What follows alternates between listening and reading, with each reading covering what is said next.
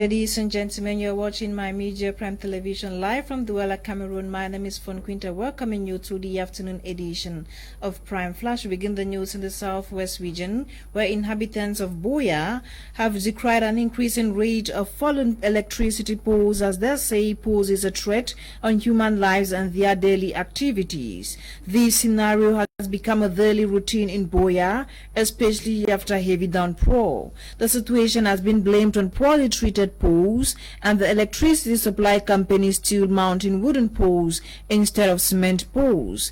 They have called on officials of Ewane to look into the situation, as fallen poles are spotted on most streets in the town of Boya.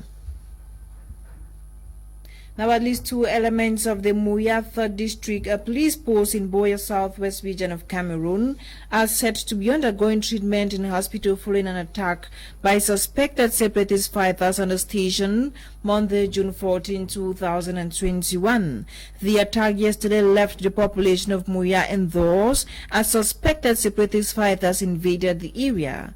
They reportedly attacked the Muya 3rd District police post, shattered screens and roofs, while several cars were set ablaze around the Muya filling station. As suspected Ambazonian fighters yesterday invaded Mwengonga locality in Galim subdivision, west region of Cameroon, and raised the residence of a vigilante leader in the area. According to reports, on arrival of the alleged separatist fighters to the vigilante leader's residence, he had relocated alongside his family. In recent times, Galim, a neighboring subdivision in the west, sharing borders with the northwest, has suffered several attacks from separatist fighters. The attack yesterday comes weeks after the governor of the West region had a security meeting in Bamboo to strategize on how to avert the series of recent separatist attacks in Galim in particular. Now, 4 suspected bandits accused of having broken into some offices at the recently inaugurated Directorate General of Taxation head office in Ewane early Thursday, June 8, and taken away the sum of 380,000 francs, have been apprehended by forces of law and order. The 4 individuals, including an ex-convict, were presented to the press Monday, June 14, at the Center Regional Gendarmerie Lejeune. They were arrested following concerted efforts between police and gendarmerie units in the region. Now, the Minister of Territorial Administration, Paul Athanganji, has asked governors of northern regions of the country to put special attention to high crime wave, which has become the order of the day in most towns. Minister Paul Athanganji was speaking Monday, June 14, at the opening ceremony of the first biannual conference of governors under the theme Decentralization and Public Order. Mr. Athanganji noted that cyber criminality, armed robbery, hostage taken for money has become the order of the day, citing the Mikroba group of armed young men who have been terrorizing citizens of Douala in the past months. For 2 days, the governors will strategize on ways of beefing up security situation in the country. And out of Cameroon, a street signpost renamed in honor of the head of the organization representing Kenya Labor Unions, Francis Atwoli, has been vandalized for a second time. The Francis Atwoli road signpost in the capital Nairobi was burnt on Monday night, with pictures of old tires burning on the signpost shared widely on social media. Dig Road in Nairobi was renamed Francis Atwoli Road last month, sparking outrage from Kenyans on social media. They said Mr. Atwoli did not deserve the honor, as he had not improved workers' conditions during his time at the Central Organization of Trade Unions, while others alleged that approval for the new sign had not been properly granted by the county assembly. Now, Islamist militants in Nigeria have freed 10 people kidnapped 5 months ago, including one aid worker from the United Nations Refugee Agency. They are believed to have been held by the Islamic State West Africa Province ISWAP, a Boko Haram offshoot, which has previously killed hostages after failed negotiation.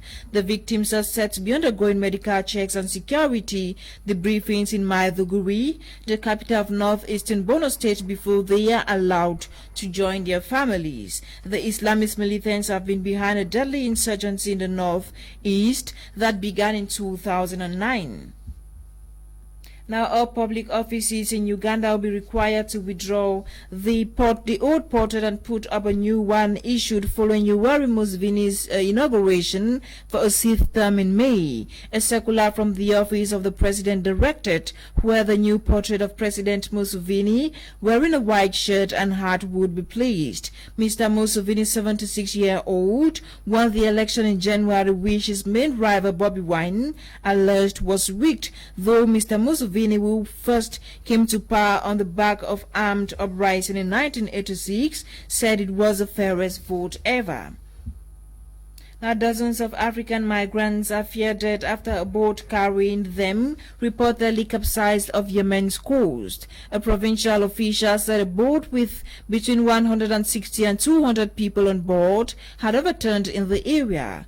The International Organization for Migration said it was verifying reports that a vessel carrying a large number of migrants had sunk. In recent years, hundreds of thousands of migrants from the Horn of Africa, mostly Ethiopians and Somalis, have crossed via the waterway to Yemen in an attempt to reach neighboring Saudi Arabia.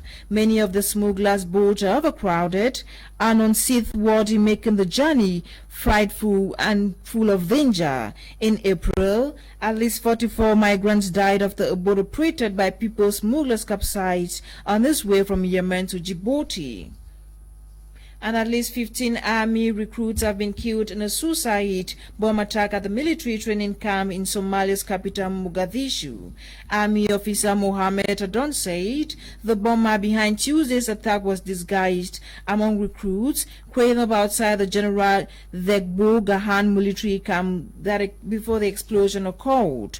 The injured people were taken to Mogadishu Medina Hospital for medical attention.